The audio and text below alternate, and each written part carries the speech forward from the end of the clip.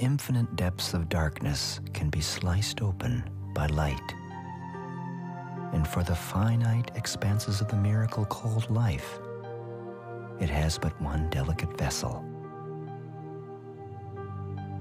Earth. It has been here a long time. The light has gently bathed this beautiful complex membrane faithfully. Mankind is the only form of life to step back and take a long, hard look at our only home. Our intelligence has brought us here, and it has also brought us much closer to another world within us. And within this universe, ironically, lies the blueprint for our future: cancer. It is a biocode gone wrong. It is delighted by what we do to feed it.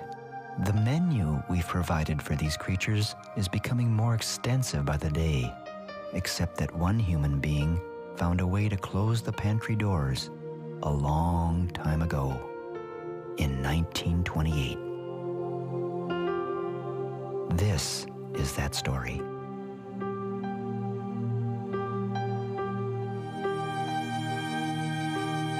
The famous naturalist John Muir once wrote, "If one pulls on a single thread in nature, you'll find it attached to everything else." For this 15-year-old boy named Garet, he rediscovers that fact from different angles regularly. He lives with his father in a remote section of Alaska, where traveling in bush plains is almost routine. From these vantage points, the health of forests, wildlife, and even glacier melt can be easily observed.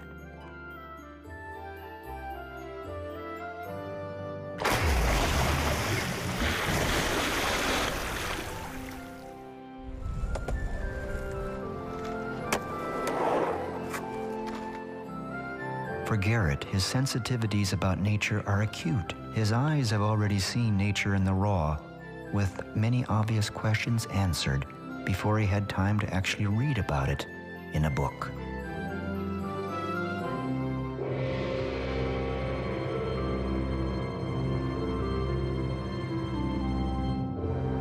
As far back as he can remember, his family has worked with orphaned wildlife, and so his understanding of biology was hands-on there too.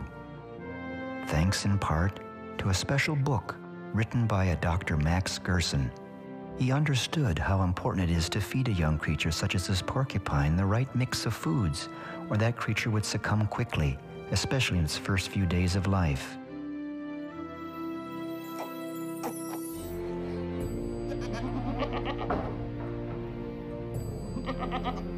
Regular visits to our neighbor Bob provided this unpasteurized goat's milk. No store could legally supply this. Bob's wife, Margaret, is recovering from breast cancer. But she recently heard from Garet about Dr. Gerson, and then word spread in the community about this Gerson therapy. People that were deeply impacted positively included the mayor, the local electrician, the banker, the hammer museum guy. Then there was the beekeeper, who saw links to the Gerson therapy that extended even to the health and productivity of his bees. There was also the artist, the people at the organic store, and then a Gerson tape was obtained. There are laws against healing cancer. The doctor is not allowed to try anything else. He must use only those treatments that have already proven to be failures. Imagine what we could do if this could be accepted. But there are laws against it. You're not allowed to heal. There's too much money to be made on drugs. For Garet's diabetic neighbor John, this message came too late to save his legs. But perhaps Bob, the milkman, had the best observation about the Gerson therapy. What I'd like to see is some proof, some good scientific proof. When a cruise ship came to town, many visitors would come to learn about the wildlife that Garet cared for. He found it surprising how unfamiliar most people were about wild animals and their requirements.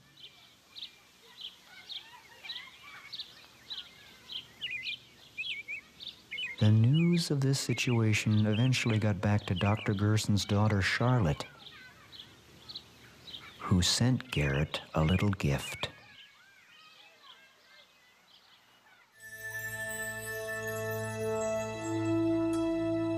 It was a new book written by Charlotte that spelled out how Dr. Gerson's therapy worked. It had easy-to-understand statements about cancer. Even a 15-year-old could find the text a good read. The chapters were profound and seemed too good to be true. Points are made that sparked curiosity to learn more.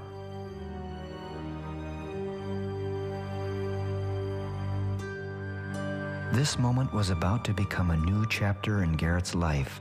Up to this time, reading a book cover to cover was a rarity for him. But in this instance, it was different, due partly in what the book addressed. It was what he observed day to day, even when doing the most mundane chores. What Garet had not fully realized was the implications of the potency and power contained in vegetation.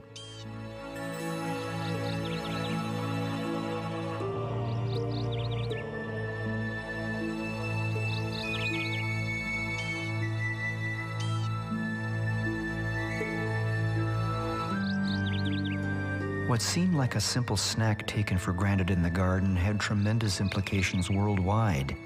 If Gerson's therapy was accepted and implemented, it would help change the history of mankind's modern agriculture, food supply, healthcare systems, economy, and of course, the environment. Then Garet learned a lesson in being misunderstood one day when his father cleaned the house and tossed an artwork piece Garet had made into the trash.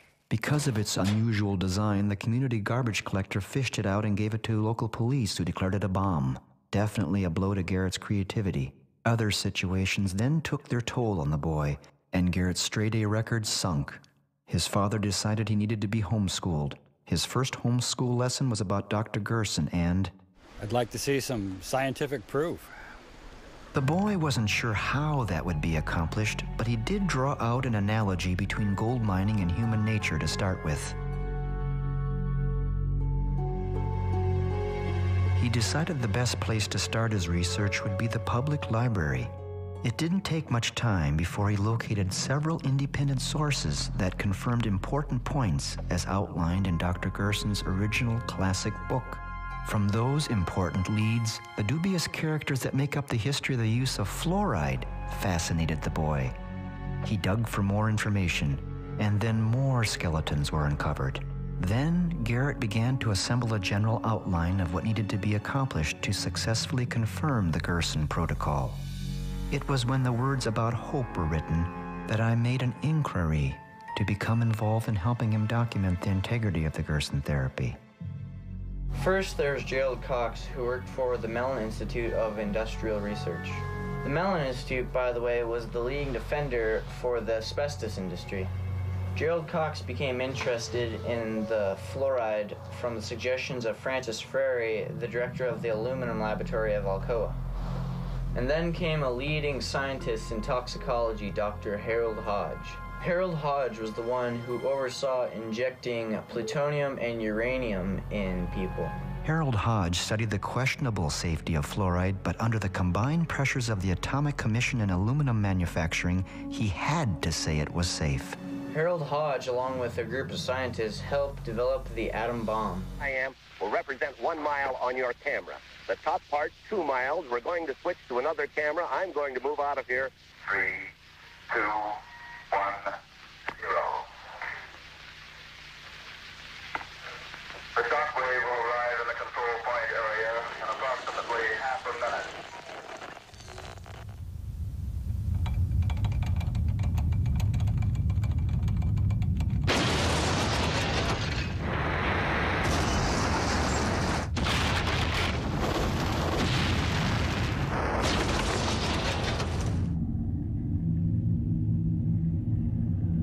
And then came Edward Bernays, the nephew of Sigmund Freud, the wizard of public relations. Selling fluoride for public water supplies was easy for Bernays. He used the slogan, "Trust your doctor." To this day, even fluoride tablets are dispensed to children, thanks in part for the need to use fluoride to build the atom bomb.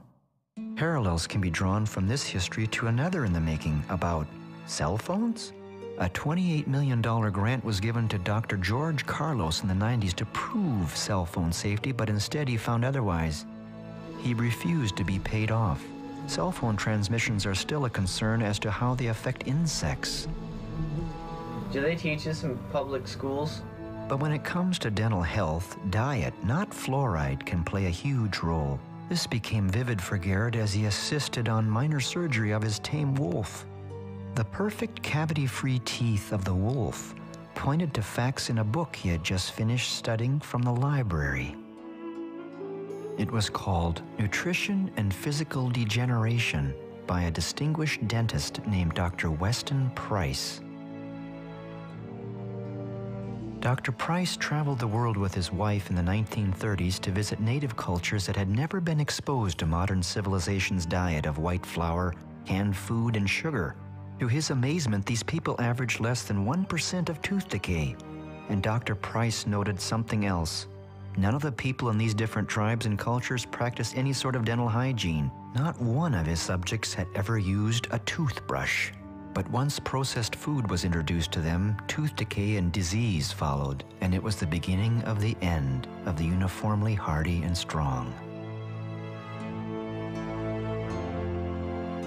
Dr. Price studied animals with improper diets. Two-headed calves, deformed cats were the result. He also observed a direct link between human skull formation and diet. And yet, in present day, the subject of fluoride is still debated. In the state capital of Juneau, Alaska, I met up with the city's chief dental officer. For the state of Alaska's position on water fluoridation, the Department of Health and Social Services and Division of Public Health support water fluoridation, but in Alaska it is a local initiative, and what's going on in Juneau is a local vote on Juneau resuming water fluoridation. So while the department supports this, this is really a local issue, and I'm also involved with the Citizens for Dental Health coalition, but that's not in my capacity as state dental officer. Do you think that fluoride in the water will help prevent cavities and such? What is your position? I think there's clear evidence over the past 60-some years now that fluoride reduces tooth decay. But fluoride's only measurable effects on tooth decay are from topical application, not from drinking it. Hitler's alleged reason for mass medicating water with sodium fluoride was to sterilize humans and force them into submission. Garet needed to see both sides of medicine. He then viewed compelling scenes from stock footage about Gerson I had already compiled. If you think of basically what's in Gerson therapy, you really wouldn't expect it to cure cancer. So no, I don't think there's any evidence that anybody's ever been cured by Gerson therapy. It's not right from any aspect at all. Well, has the Gerson therapy ever cured a cancer patient? Oh, of course not. They won't even release their records. There's absolutely no scientific evidence that he's cured anyone. You know, I've never interviewed any Gerson patients. It really is pointless. But I had interviewed patients, and more than a couple. These patients had recovered from every type of cancer, and for many of them it was terminal. Orthodox medicine had given up on them and sent them all home to die. Some of them published books about their recoveries. I traveled all over the world, from Holland to Japan, and everywhere it was the same result: recovery.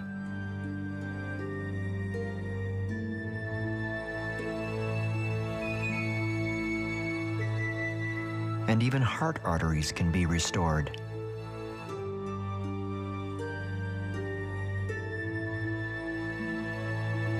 When Prince Charles spoke publicly in favor of the Gerson therapy after observing its effectiveness, he was skewered by the medical community. Nevertheless, I had observed his unwavering sentiments in a letter that was sent to the Gerson Institute. Charlotte Gerson routinely gives lectures about her father's famous therapy all over the world.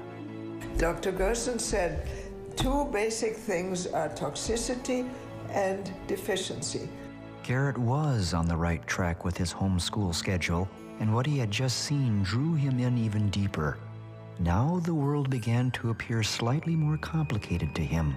As he studied various magazine articles about the increasing incidence of cancer, he searched curiously and exhaustively for any mention of Dr. Gerson's therapy within mainstream media sources.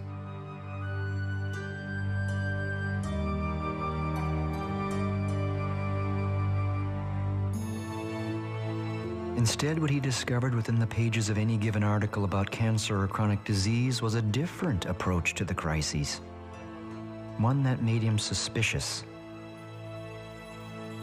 Garet wanted to learn more, and to his delight, the Gerson family sent him some long-forgotten film reels. Dr. Gerson's image with his family came to life.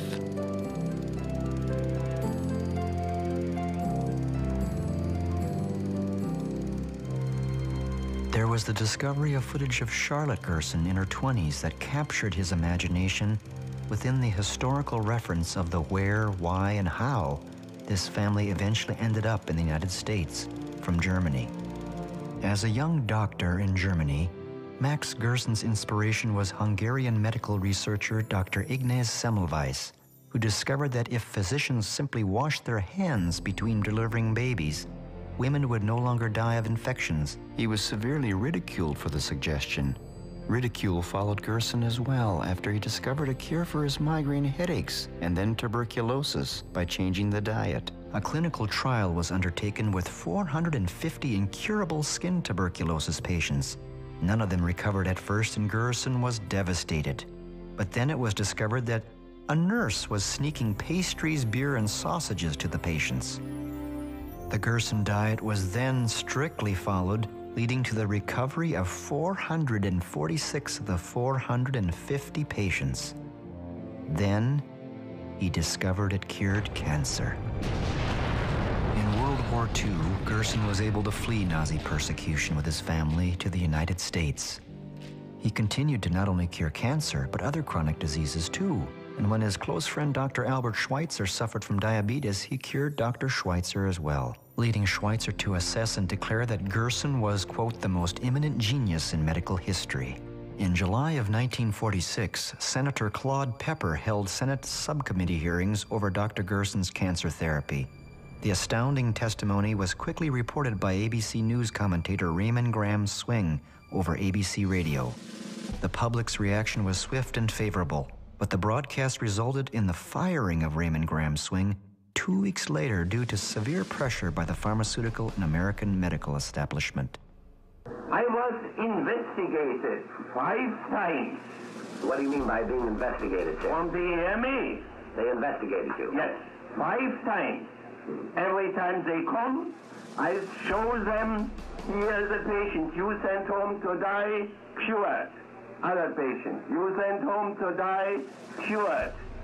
Next patient, you sent home to die, cured. And cure he did, including people with muscular dystrophy, like this young girl. Dr. Gerson's public lectures about his therapy were unpopular amongst his peers. For example, Gerson had spoken out against tobacco since 1920. Time out for many men of medicine usually means just long enough to enjoy a cigarette. And because they know what a pleasure it is to smoke a mild, good-tasting cigarette, they're particular about the brand they choose. In a repeated national survey, doctors in all branches of medicine, doctors in all parts of the country were asked, "What cigarette do you smoke, doctor?" Once again, the brand named most was Camel. Yes, according to this repeated nationwide survey, more doctors smoke Camels than any other cigarette. Why not change to Camels for the next 30 days and see what a difference it makes in your smoking enjoyment? See how Camels agree with your throat. See how mild and good tasting a cigarette can be. And as more layers of the therapy were uncovered and understood, it was becoming clear to Garet why there was such opposition to Gerson's therapy of caring for health. The tobacco industry was the main source of advertising for the American Medical Association at that time. Philip Morris was the Journal of American Medical Association's major source of advertising revenue. The editor of that journal, Dr. Morris Fishbein, attacked Dr. Maksa Gerson for, quote, treating cancer patients with diet and warning them against cigarettes. Fishbein originally aspired to become a professional clown, yet he never practiced a day of medicine or treated a single patient in his entire career. Today it's no different. Chemical and pharmaceutical companies now run the American Medical Association and the FDA. The thing that bugs me is that people think the FDA is protecting them. It isn't. What the FDA is doing and what the public thinks it's doing are as different as night and day. A quote from Herbert Lay, the former commissioner of the FDA. The boy remembered the superior effectiveness in a remedy his father had used on his foot. Costly and toxic pharmaceutical treatments had not worked, but by merely dicing a few cloves of garlic mixed with raw honey, his foot problem disappeared. Raw honey also disinfected and greatly sped up cuts and abrasions. Another healthy, inexpensive item used that is non-toxic was hydrogen peroxide. It was used as a cleanser in the home and was even found useful cosmetically in hair highlighting. Garet found putting 3% hydrogen peroxide in the ears for a time would even prevent the common cold. There are volumes written about natural cures and treatments. Knowledge is power. Garet gave his orphaned moose calf named Franny her last bottle of goat's milk. And so Garet's homeschool lesson went to a new level. It was time for him to take his homework on the road and put it all to the ultimate test.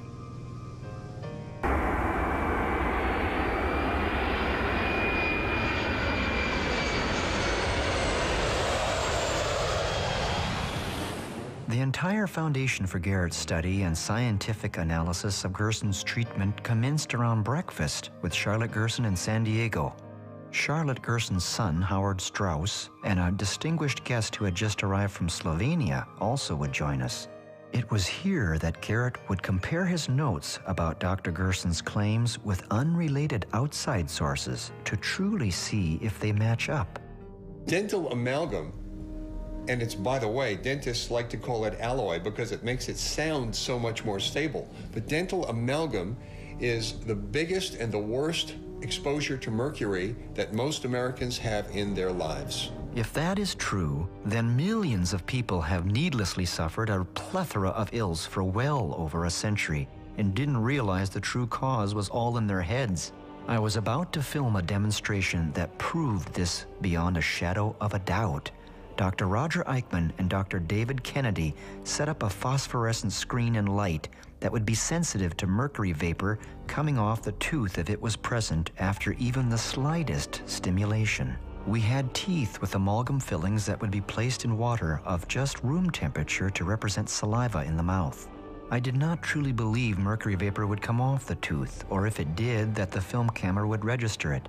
I also had a video camera on hand to record this event.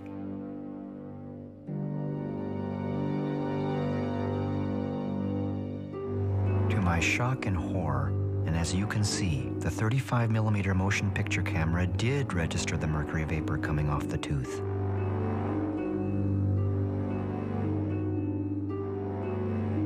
This is the first time in history this has ever been captured on a film camera.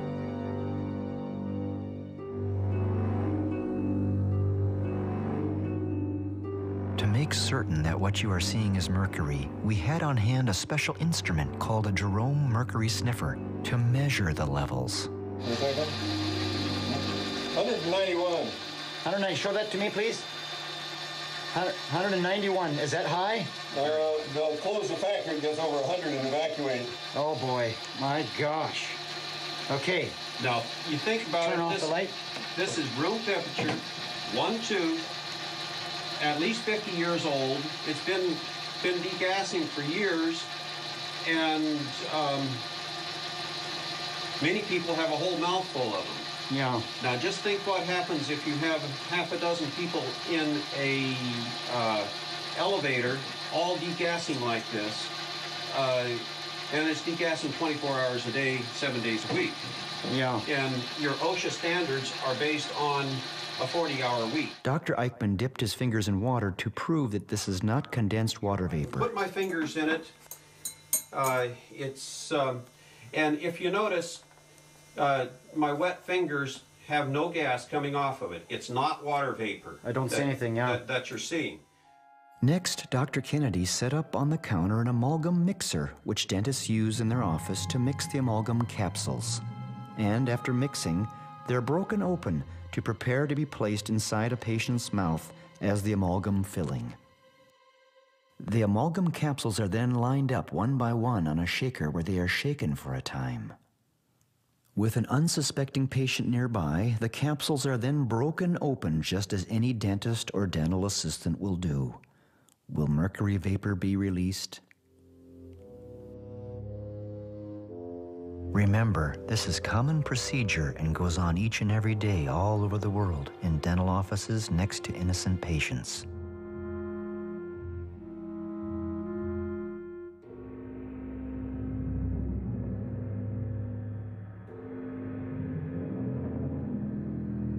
The images speak for themselves. For the American Dental Association to continue to insist that amalgams are safe would seem absurd. Turn on the light. Can we see what we got? 252. Yikes. Should we exit this? Are we getting poison in here? Yes, it's raised the room up. Yeah. The doors are working in a dental office. The problem is now, if you go into a dental office to remove a silver filling, and they cavalierly start putting a drill on, this whole screen would turn black. You hit it with a high-speed drill, and you're going to put mercury everywhere. And those very small cuttings of amalgam will go all over. You've got to use a rubber dam. You've got to use a high-speed evacuator to get all that out. And you never turn off your evacuator until the last piece is out of the mouth, because as soon as you scratch on it, it's just like me scratching a knife on here. Thank you. I think it's a crime what they're doing to their dental staff. Is that the female is much more sensitive reproductive-wise to mercury, and as a result, that causes not only infertility, but it causes birth defects. Of course, you get the usual denials, but when you look at the scientific literature, it is full of studies showing that exposure to mercury, either from your teeth or from working in a dental office, will, you saw the demonstration. There's huge amounts of mercury in those offices. They don't monitor that. They don't warn the employees. They don't give them adequate mask and protection. And as a result, there's a tremendous amount of infertility in dental assistants. There's a documentary on it. It's about the Norwegian dental nurses and about their lives being devastated by their job when they were young girls. So I think it's a crime what they're doing to these young girls. I've had patients come in from other dentists saying, gee, all I had was my teeth cleaned, and I feel lousy for days after that, every time. How come? Well, they polish the teeth.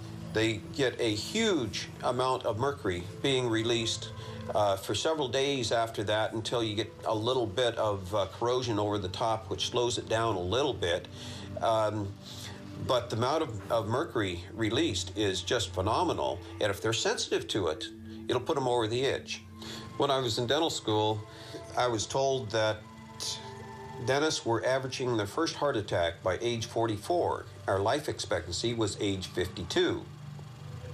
I personally related that to their use of mercury and amalgam fillings, because it wasn't occurring in orthodontics and in surgeons.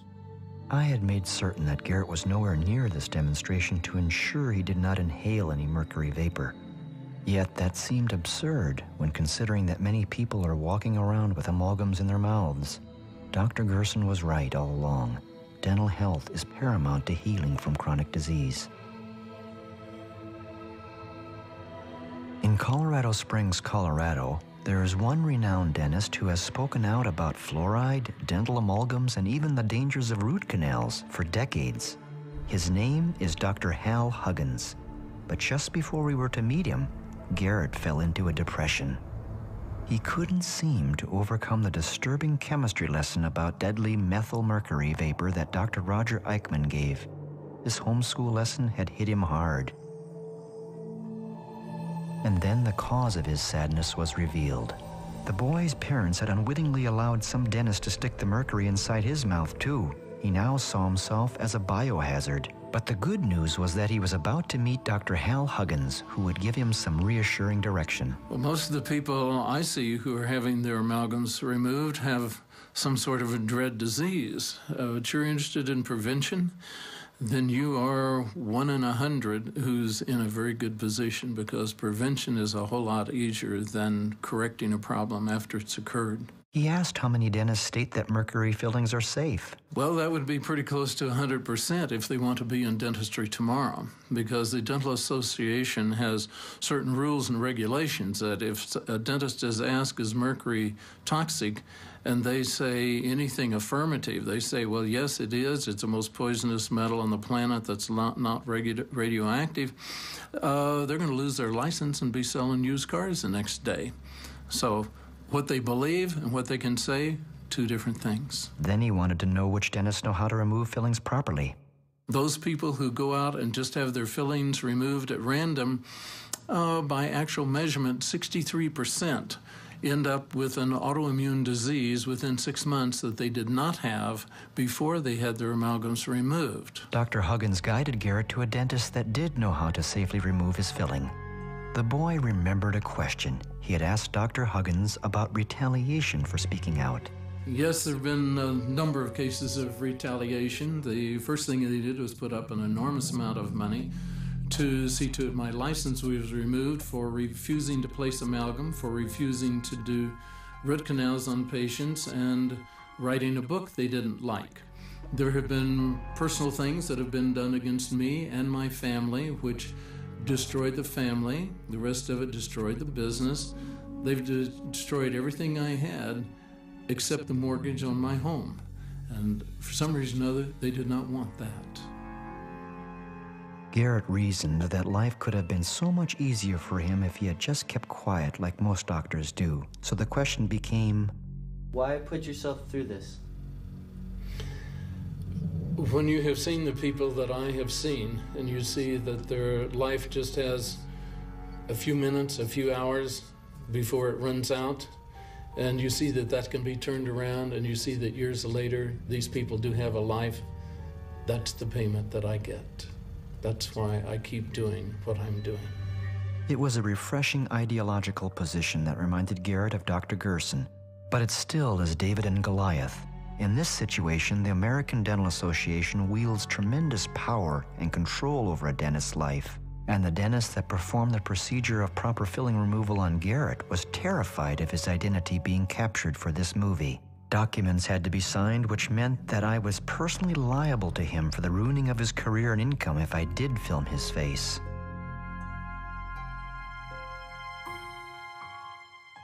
Hearings on mercury fillings are now taking place in Washington, D.C. that hopefully will put an end to this amalgam disaster. It is estimated that there is 1,000 tons of mercury in the fillings of Americans at the moment. Incredibly, the FDA has never conducted an environmental assessment of the use of dental mercury amalgam as prescribed by law. It is very important for the Orthodox people to keep patients from coming to alternative treatments because they work. People have been so brainwashed for so long. But what could possibly be worse than dental health? Certainly food additives couldn't be that bad. MSG is a tremendously damaging chemical. Monosodium glutamate is actually, it turns off the switch in your brain that says, I've had enough to eat. The problem with MSG, though, it's an excitotoxin. And just what is an excitotoxin? There are thousands of studies and enough papers on the subject to fill a small library. The evidence has accumulated and then accumulated some more. It's there for anyone to read, but the processed food industry is hoping the media and the average person is too busy, lazy, or unsophisticated enough to be able to understand the subtleties of the science being discussed.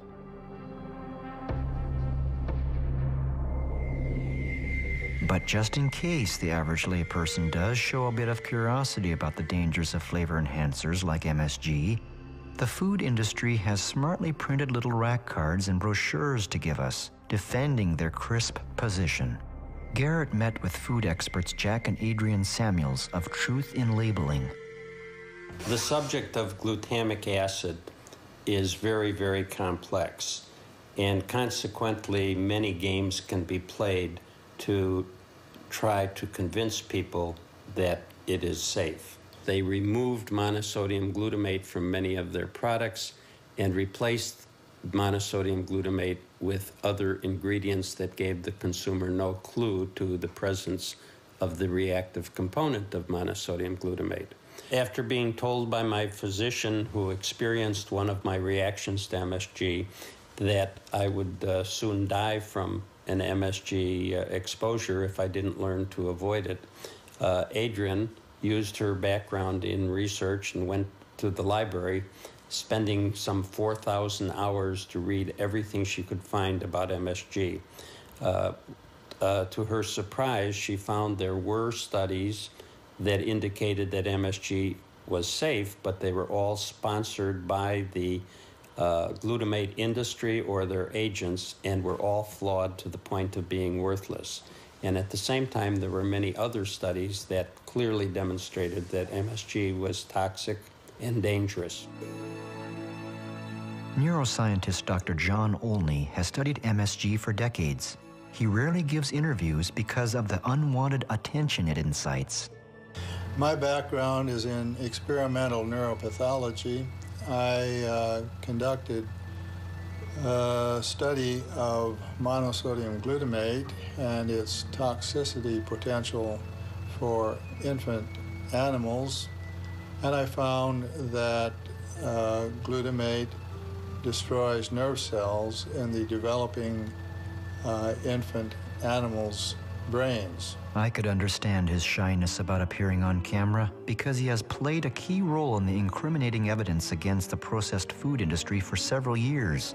His findings are shocking to people, especially to parents of young children. But when traveling away from home, the question then becomes for Garet, what do you eat? At his home in Alaska, or visiting the Gerson family, his diet was virtually devoid of any processed food. It takes a little extra work to seek out delicious organic produce and/or restaurants. Stop! After all this, I didn't think. It's too late. The chemicals in this fast food were working their magic on the boy. He ate this meal, actually 2 meals, like he was possessed. To me, it was disappointing, but to force the issue would likely backfire. He was free to make his own decisions.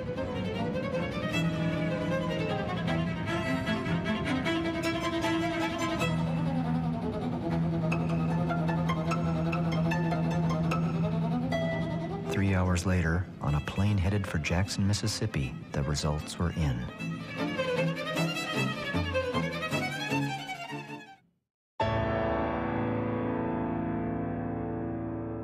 In Jackson, Mississippi, the boy met up with an incredible family of photographers, the Blaylocks. Dr. Russell Blaylock is a renowned board-certified neurosurgeon and author of several books on cancer, excitotoxins, and health.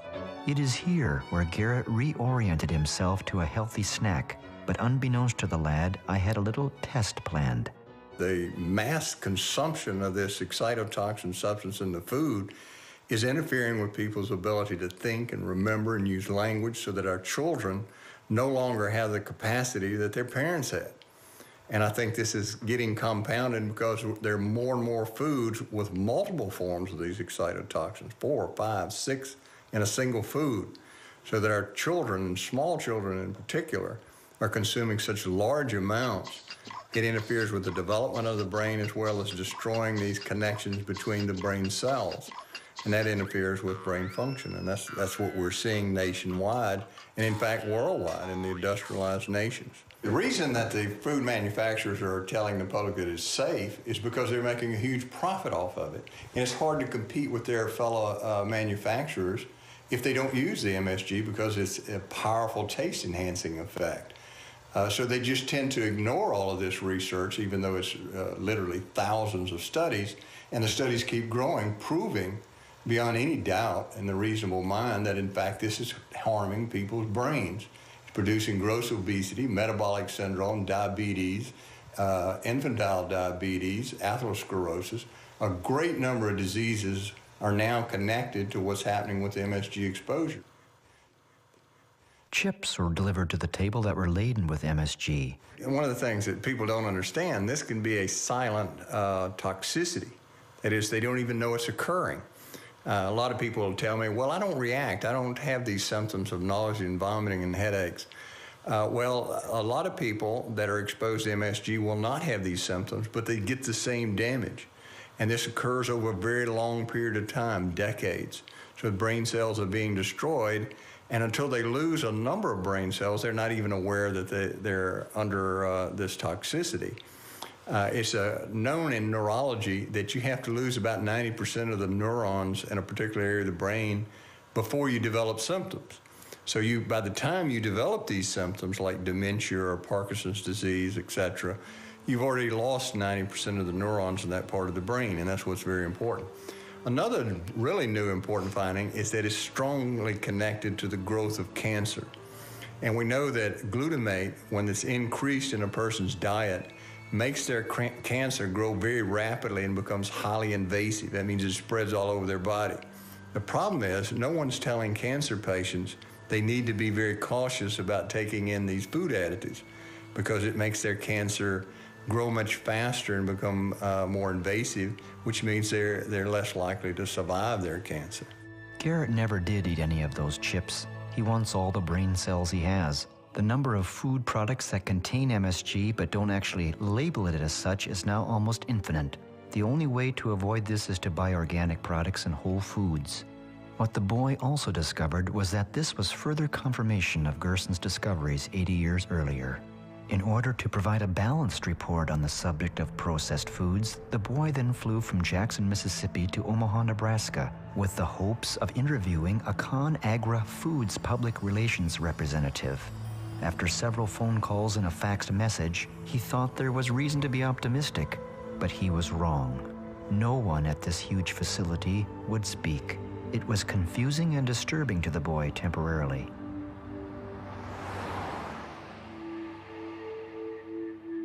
For me, this heavily guarded facility and non-communicative position was supreme arrogance, especially when considering that they are feeding us, or some of us, every day. It reminded me of facilities in Alaska, such as the military's HARP project, that raises questions about the weather, or my experiences in trying to get interviews with oil companies that turned me down flat. The native people of the North and their concerns are low priority. The boy tried to contact ConAgra twice more with no reply. All was not lost, however. We went to Omaha's Mayberry Park, where Garet found great delight once more.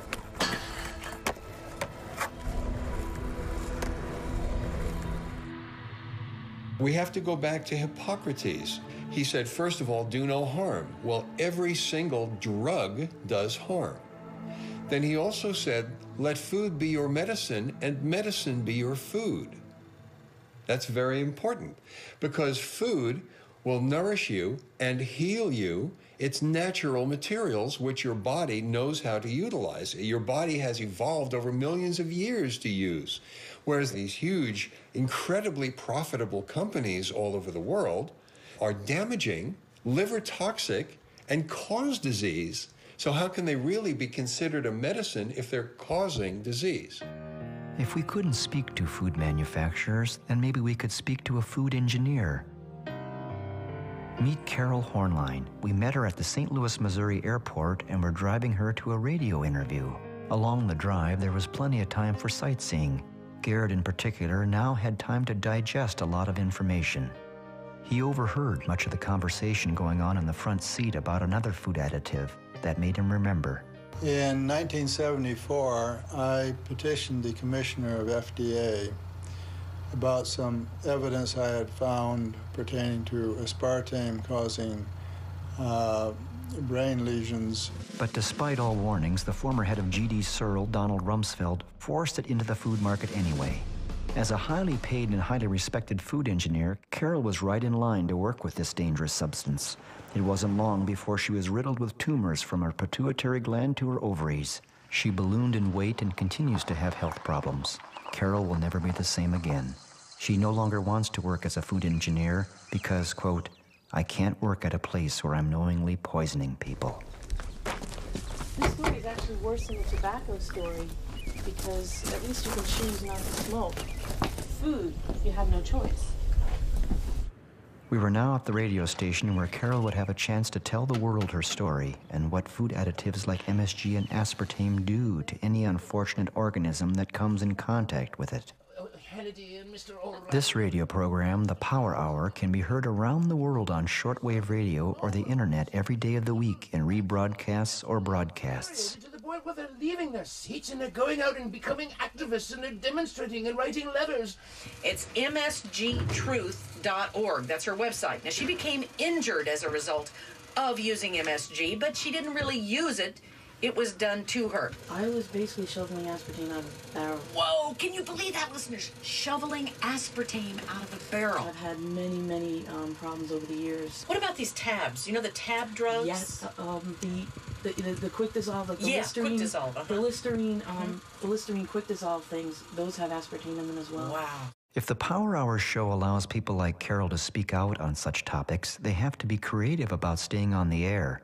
Advertisers that support the mainstream media do so because they're able to tout pharmaceuticals, processed foods, and lethal chemicals.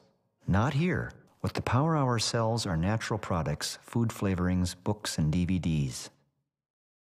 Host Joyce Riley knew Charlotte Gerson and was familiar with the Gerson therapy. Joyce's background is in the military as a nurse, and the Gulf War affected her with Gulf War syndrome, an illness.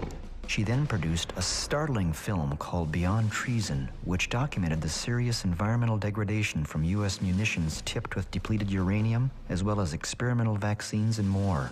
The consequences of these activities are horrifying.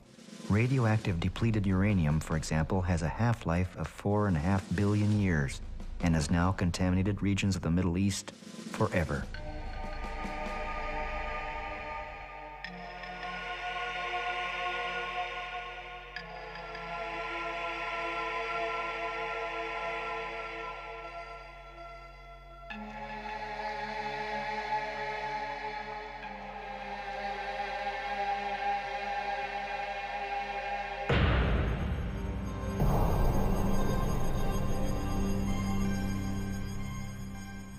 Joyce explained the Gulf War syndrome suffered by military personnel.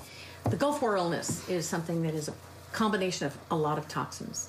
And I couldn't figure out why I was sick because I only flew from Alaska to Cuba during the time that I was a flight nurse. But I became ill. I did have the vaccines.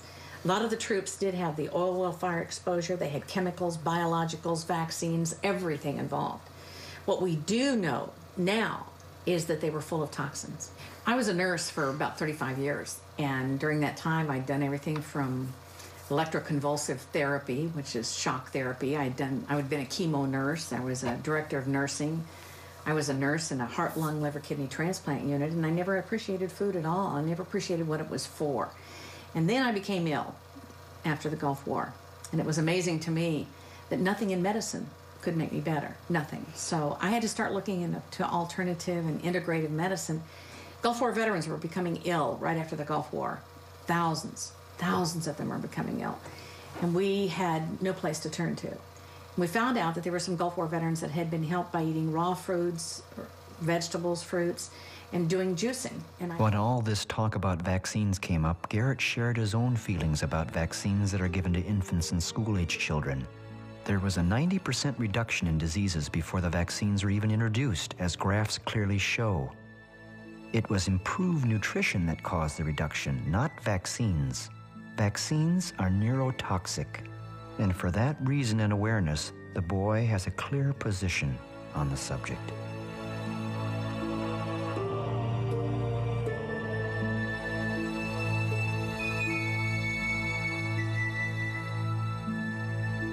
Genetically engineered foods are literally lethal. It was here in San Francisco that the boy had the good fortune to meet the executive director of the Center for Food Safety, Andrew Kimbrell. The Center for Food Safety is a national nonprofit organization working to protect consumers and the environment from the hazards of harmful food production technologies and promote organic and other forms of sustainable agriculture. One of the great misconceptions we have about genetically engineered food is that the genie is out of the bottle, you know, and you hear all the time 60 or 70% of foods got genetically modified ingredients in it. Not true. 60% of processed food has genetically engineered ingredients. Actually, almost none of your whole foods are genetically engineered. None of your fruits, none of your vegetables, your meat, your fish, most of your dairy products are completely free of genetically engineered ingredients. As a matter of fact, there's only really 4 genetically engineered crops. That's corn, cotton, canola, and soy. So we have stopped genetically engineered wheat. We've stopped genetically engineered rice. We've stopped genetically engineered fish. We've stopped these biopharmaceuticals. We're seeing that really genetically engineered food is one of the great failures of modern agriculture. It's being rejected around the world. And not only can we stop it, we are stopping it.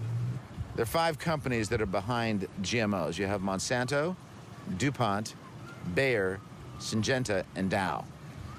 Those are the big 5 companies behind genetically engineered foods, and they all share one thing in common.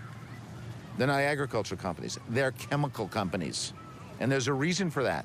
Genetic engineering today means only one thing. Not all the stuff that's been advertised, all the myths about more food, more nutritious food, tastier food, all nonsense science fiction.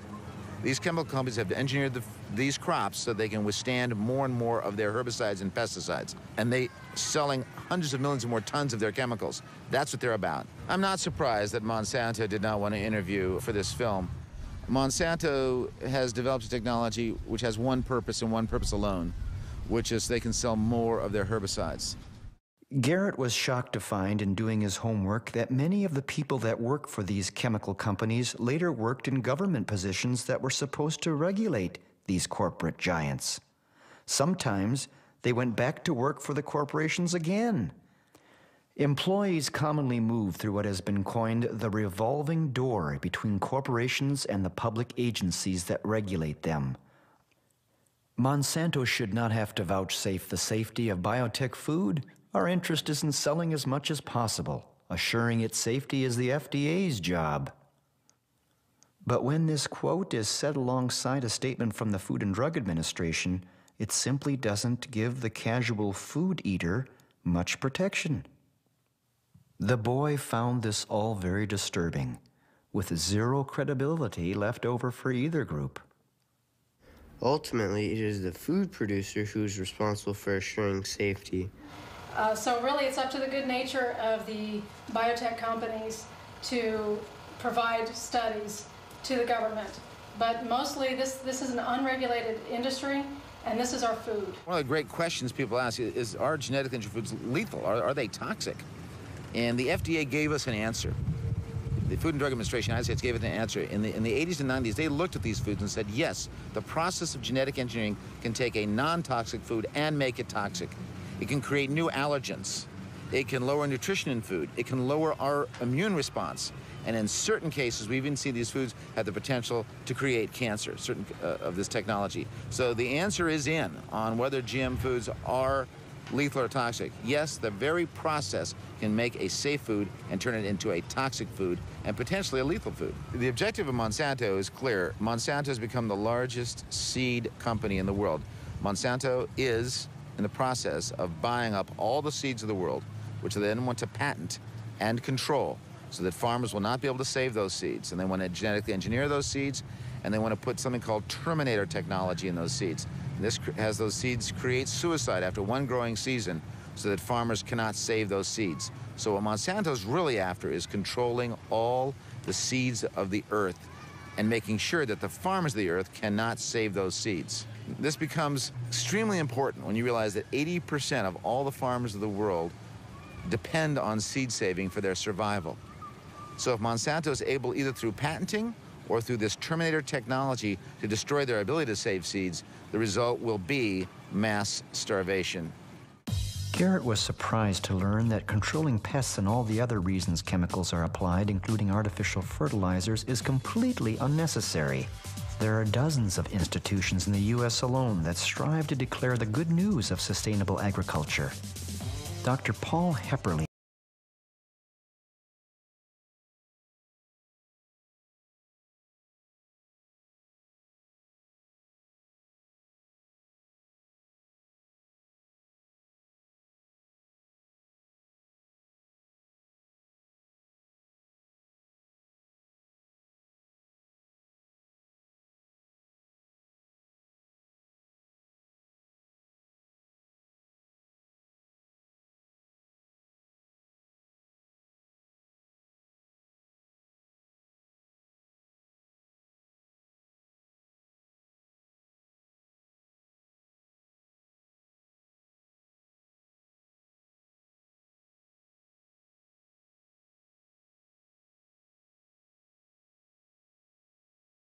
in your health.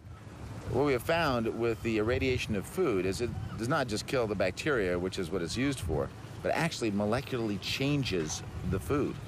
It creates something in food called free radicals. And these are novel molecular elements in the food that have never been there before.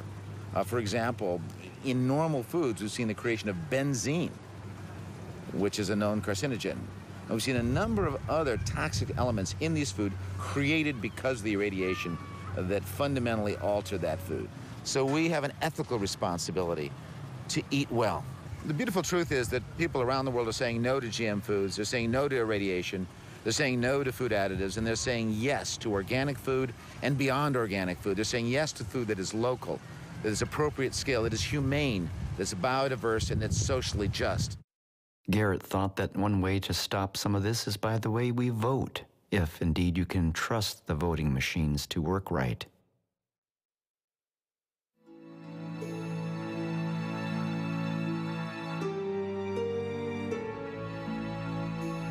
How could a man who was curing cancer and chronic disease over 80 years ago be so misunderstood? It was now even within reach for this 15-year-old boy to understand. Is it at this point a race against time to consider the gift Gerson offered the world so long ago before we exceed the tipping point merely from an environmental standpoint?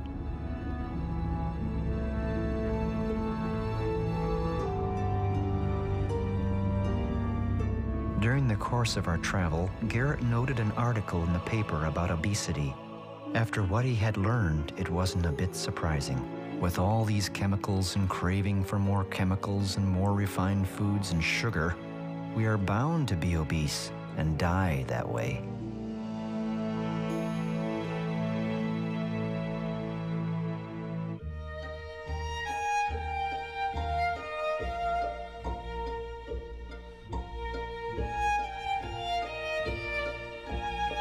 The Ohio Valley is the casket-making capital of the world.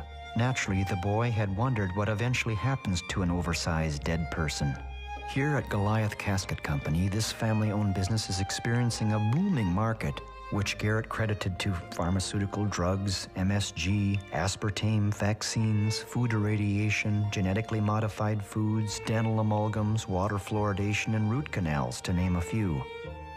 Even the standard-sized casket is an inch wider than it used to be.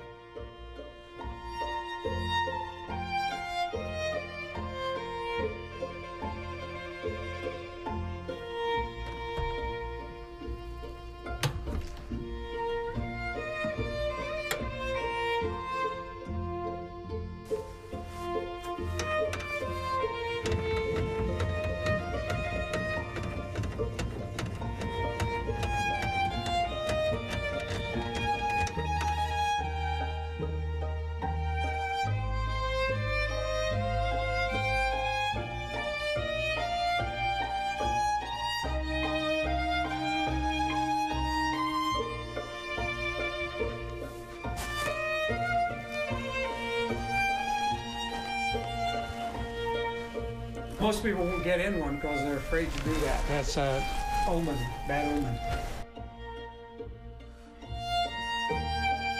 This would actually be quite nice for a cabin up in Alaska in the summer. You can close the lid in there, you wouldn't get any light, and you could sleep better.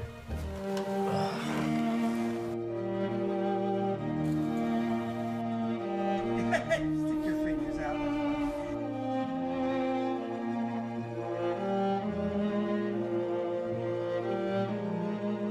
Most of the people are not taller, but they're wider and deeper. One of the issues we have with oversized obesity and oversized people is that they're very wide and they're also very much thicker or deeper. So our caskets have to be designed to accommodate this problem. Also, when they ask for a cremation, and many times they cannot do the cremation because the doors on the retort aren't big enough. Also, if they can do that, they have to be very careful of how they process the body in the retort to prevent the retort from catching on fire because of all the excess body fluids that may catch on fire and also cause the retort to burn down.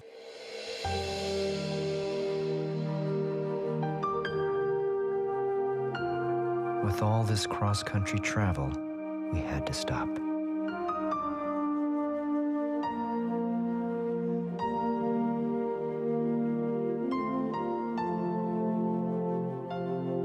It was the home of Garet's maternal grandmother. The boy's mother was killed in a freak accident recently. The tragedy made Garet more aware of the fragility of life, and if living is within our control, then we should strive to stay healthy.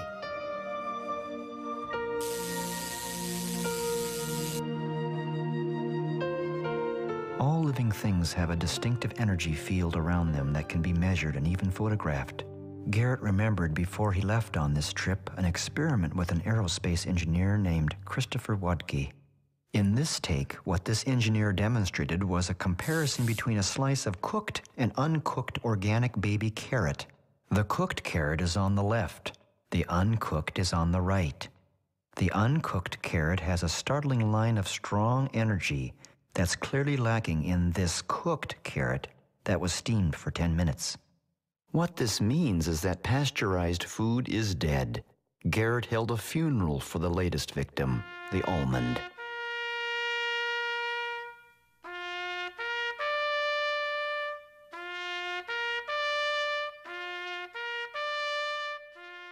We then tried the experiment with a piece of conventionally grown apple and a piece of organically grown apple. The results were more subtle, but the apple piece on the right is organically grown, the left conventionally grown.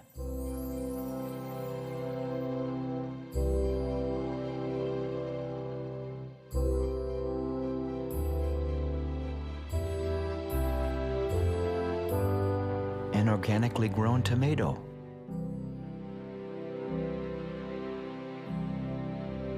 A conventionally grown tomato.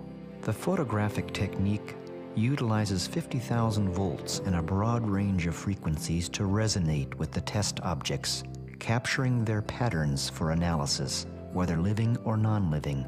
The boy found the results consistent and fascinating, an area of study that needs a closer look. Kirlian photography is the iridology of the future, where we can see markers in the aura that's around people's bodies, and these markers indicate where their health is deficient and where their health is fine.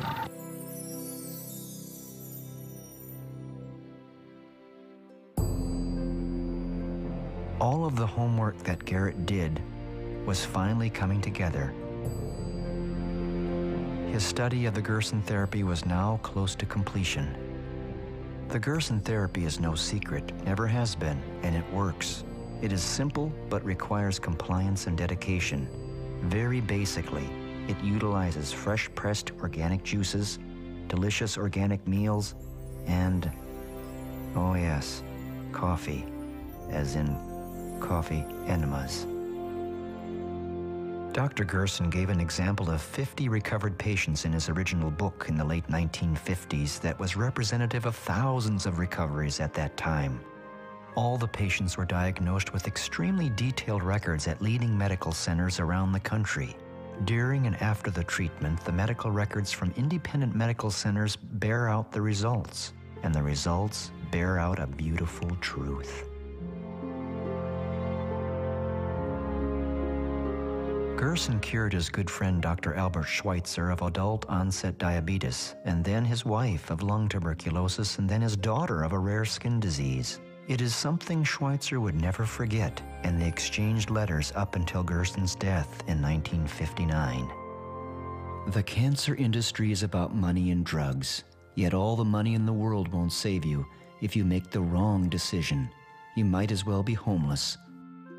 The boy is certain that many of the famous and talented would have changed history and culture if they could have only known. Garet, on the question of what does the pancreas do? Essentially, the job of the pancreas is to digest food. The pancreas has a key role to play in the Gerson therapy, and in this boy's simple graphic, it is clear the human intestinal tract is longer than that of the carnivore.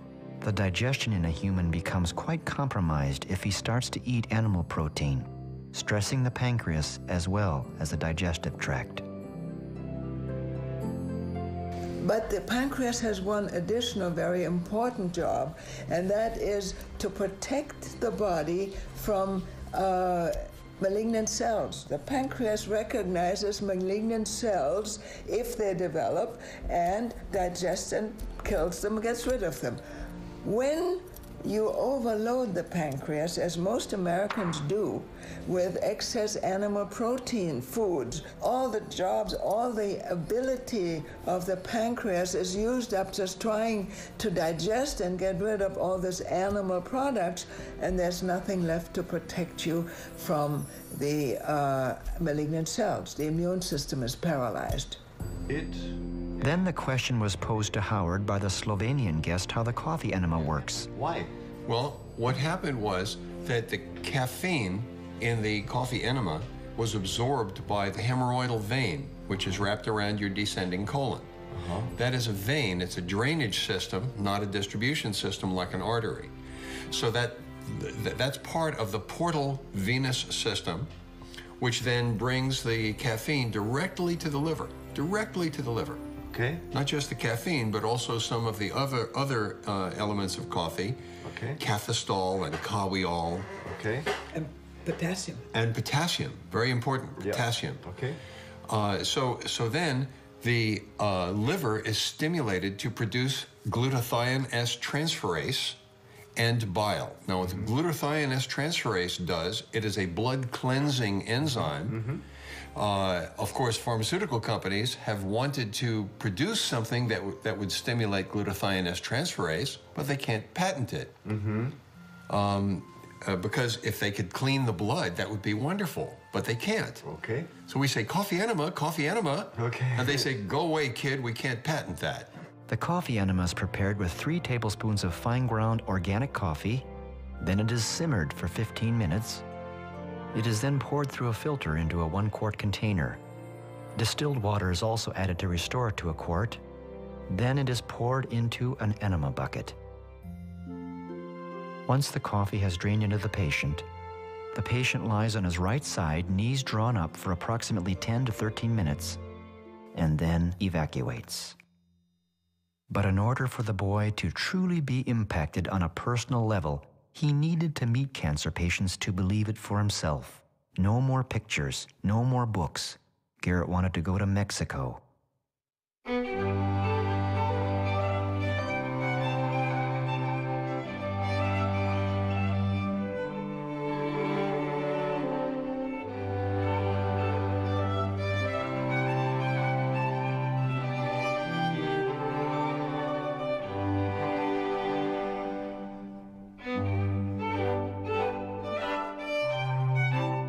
The boy was surprised at how pleasant the surroundings were and how happy the cancer patients seemed.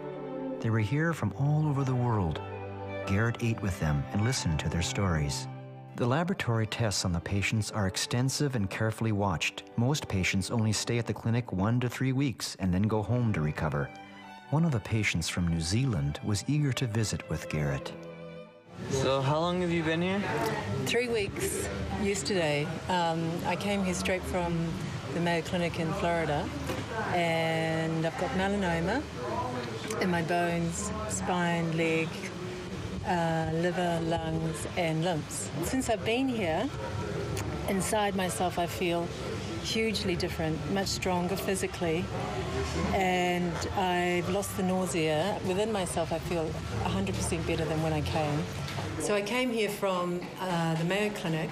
They told me that I had 4 to 6 months to live if I didn't do chemo, and if I did chemo I would have 6 to 8 months to live with what I have. If I had really good chemo, that's like top of the line, and I responded, I might have a year. So looking at those options, I decided to look elsewhere. My sister flew over to meet me, and she was reading Ian Gawler's book about his recovery from cancer. He had bone cancer, where he was given 2 weeks to live. And after trying the Gerson therapy for several months and then adapting it, he's now still alive and has got the Ian Gawler Foundation in Australia. I trust it actually with my life. That's why I'm here. And I'm talking to Mrs. Gerson and talking. And then Howard and Garet spoke with one of the clinic's doctors. Cases that we have. And what do you see? What do you see in the first few days of? In the first few days, with doing the coffee enemas, I started to notice changes. Their pain starts to diminish. Their energy is increasing. Patients that come here the first time with blood pressure Blood pressure in the first week disappears. Goodbye taking blood pressure medications. And the patients aren't realize, you know what, there's something more here than just a coffee enema and detox and organic diet and juices. They start to see the changes. And as I start to believe in what the hope they're believing, and I tell them it's more than hope. It's a reality. Reality. And it starts changing their way of life. And you, as a physician, must get phenomenal satisfaction. It excites me unbelievably to see changes in the blood work, in the x-rays, something that I can actually touch, feel, because I see these patients every day. From Tijuana, Garet traveled south to meet a cancer patient that was recovering against all odds, at home with the Gerson therapy. In the mountains outside San Cristobal de las Casas, Howard Strauss guided Garet to meet this patient, who is the same age as Garet. Her name is Lupita.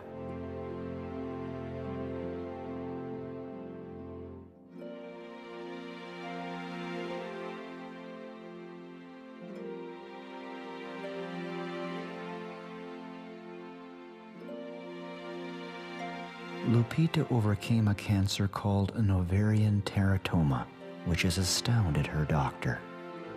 Utilizing the Gerson therapy under extremely difficult conditions proved to Garet that anything is possible if one simply has faith.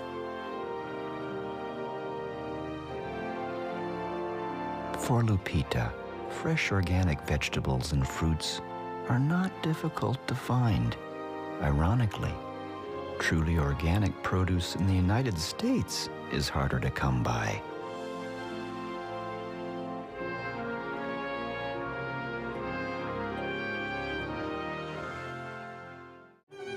The Gerson Institute in San Diego has extensive files of case histories for anyone to see. 12 months after the diagnosis of prostate cancer, I was cancer-free within 12 months.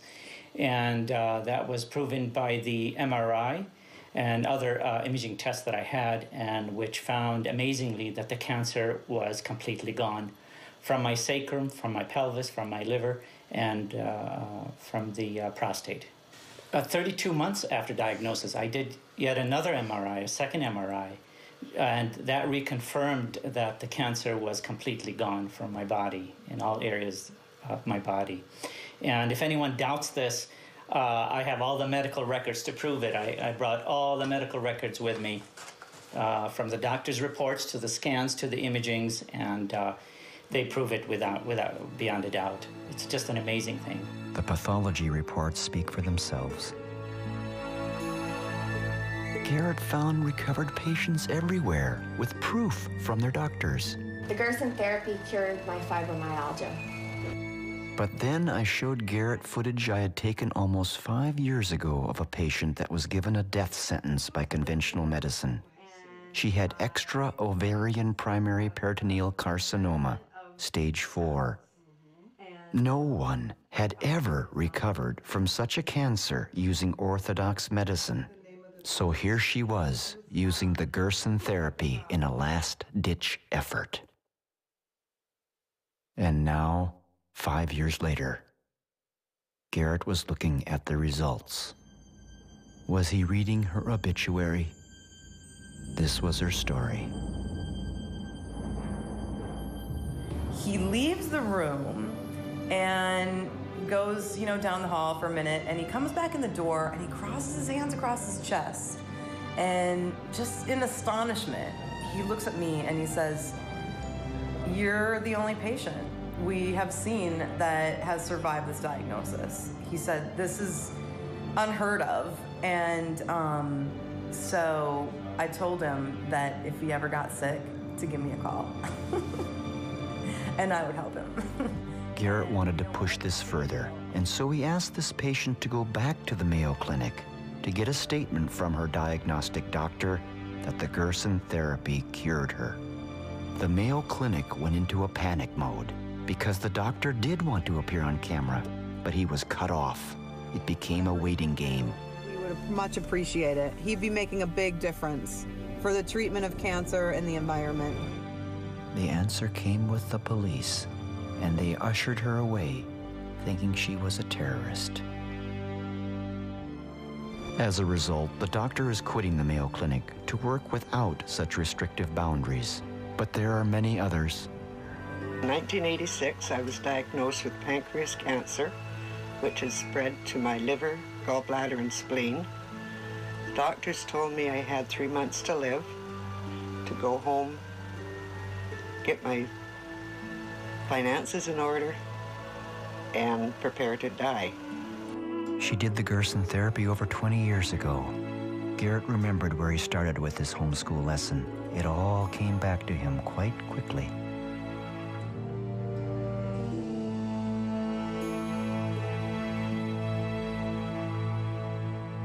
No, I don't think there's any evidence that anybody's ever been cured by Gerson therapy. It's not right from any aspect at all. Well, has the Gerson therapy ever cured a cancer patient? Well, of course not. They won't even release their records. I don't believe there's any proof that the Gerson therapy works. In other words, Charlotte Gerson was lying. There are laws against healing cancer. The doctor is not allowed to try anything else. He must use only those treatments that have already proven to be failures. Imagine what we could do if this could be accepted. What I'd like to see is some proof, some good scientific proof. Scientific proof, scientific proof, scientific proof. The cancer industry is big business, using useless treatments such as chemotherapy and radiation, and continues to persuade the public that they're still searching for a cure. A documentary called Healing Cancer from the Inside Out by Mike Anderson put it well. The American Cancer Society was formed with the backing of John D. Rockefeller, and it has functioned as a mouthpiece for the cancer industry, not the public, ever since. The American Cancer Society's mission statement says they are dedicated to eliminating cancer as a major health problem. The Chronicle of Philanthropy reports, however, that the ACS is more interested in accumulating wealth than in saving lives. The ACS, in fact, is the wealthiest nonprofit in the world, with net assets over $1 billion. Not surprisingly, it has consistently been given the lowest rankings in charity evaluations. Despite this wealth, its aggressive fundraising campaign pleads poverty and laments the lack of available money for cancer research. Aside from high salaries and overhead, most of what is left in the ACS budget goes into research that directly benefits pharmaceutical and radiological companies. What you see from studies conducted over the last 50 years is that for our major cancers, the effectiveness of conventional treatments is far less than a sugar pill. Board members of the American Cancer Society have included herbicide and pesticide manufacturers. Before Garet returned to Alaska, there was one more person he wanted to meet. His name is Jay Kordich, known by millions as the Juice Man. Jay is responsible for selling close to $1 billion of juicers throughout the world. Well, Garet, you know, I've been doing this now since 1948, ever since I had cancer of the urinary bladder. You know, when I think back, I just finished playing football for the University of Southern California, and I was drafted by Curly Lambeau and the Green Bay Packers. And then this urinary problem started. I started to pass blood, and I found out I had a tumor in my urinary bladder.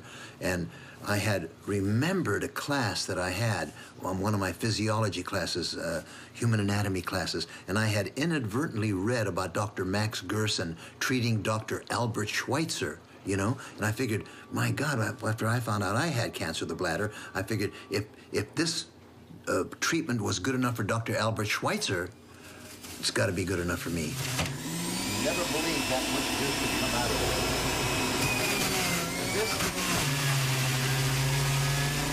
This is the juice that saved my life when I had cancer of the bladder.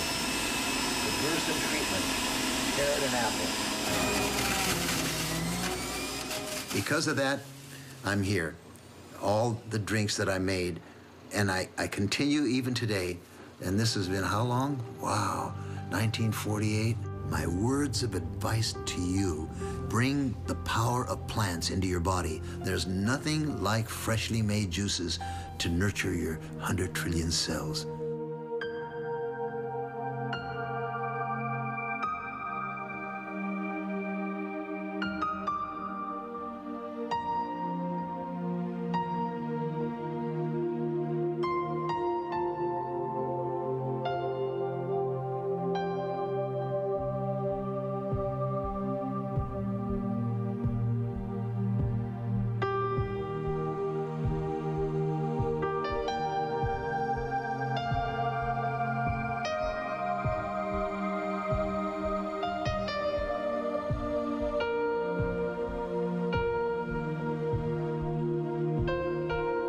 Garet was now 6 miles from home. His homeschool lesson was officially over.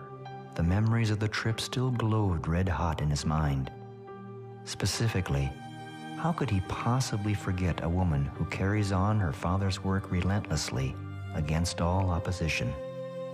Who carries the torch of a way of life that is health care, not some government agency's plan hatched with a collection of drug companies?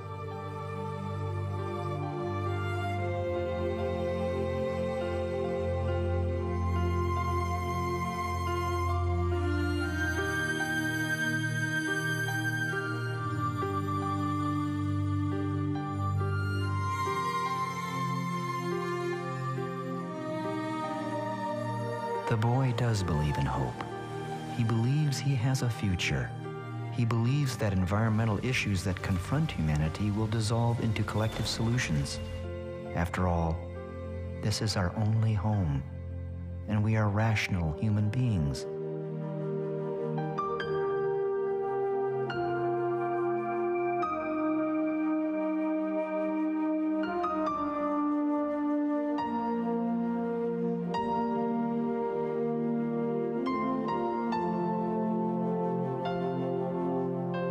And now Garet could see hope on the local level.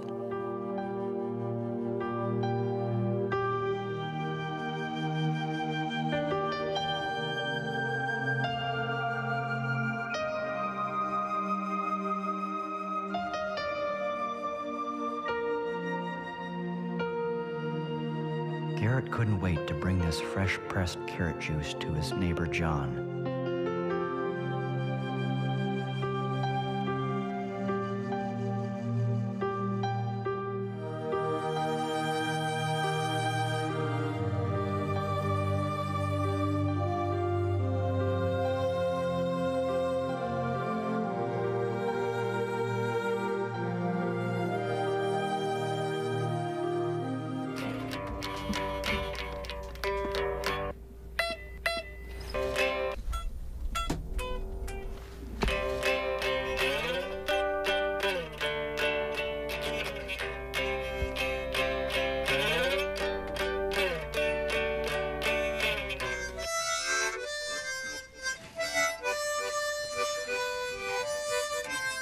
I'd like to see some scientific proof. Our other neighbor, Bob, the one that milks the goats and was quite skeptical, was really liking what he was hearing, and so was his wife, up until... Okay, so here you want to add 3 tablespoons of coffee into your boiling water. Then you want to let it simmer for 12 minutes. And pour it in a quart jar and add water so it ends up being a quart. Then you connect the tube to your R's. Then you let the coffee drain into your R's. Then you let it sit for 12 minutes. Then you release it into the bathroom toilet.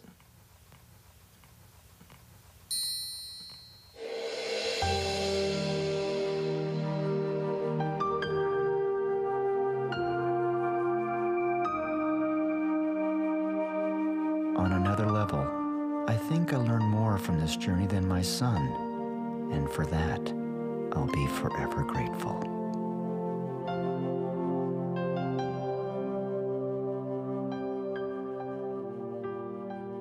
For each of us eventually, whether we're ready or not,